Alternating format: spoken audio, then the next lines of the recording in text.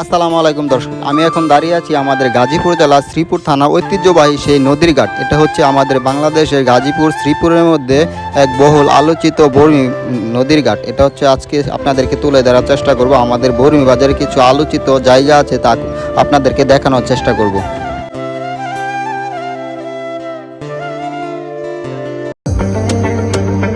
নদীর এই পাড়টা হচ্ছে বর্মি শ্রীপুর থানা, আর নদীর ওই পাড়টা হচ্ছে সিংহশ্রী কাপাসিয়া থানা। তো দুই থানার মাঝখানে যে নদীটা রয়েছে এটার নাম হচ্ছে শীতলাক্ষ নদী। তো এই নদীটির উপর দিয়ে প্রতিদিন হাজার হাজার মানুষ চলাফেরা করে, আসা যাওয়া করে। এই নদীর উপর দিয়ে একটি ব্রিজ হওয়ার জন্য সবাই আকুল আবেদন জানাচ্ছে।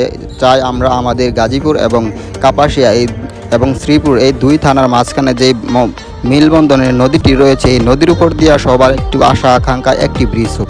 তো আমি সরকারের কাছে একটা আবেদন জানাবো যেন আমাদের এই বর্মি নদীর পার এই খেয়াঘাটের উপর দিয়ে একটি ব্রিজ হোক। সবাই হচ্ছে আমরা চাই আমরা সবাই একসাথে মিলেমিশে থাকার জন্য, এবং এই সেতুটা হলে আমাদের গাজীপুর এবং শ্রীপুর দুই থানার মাঝখানে যে নদীটি হচ্ছে এই নদীর কারণে আরও মিলবন্ধন বেড়ে উঠবে।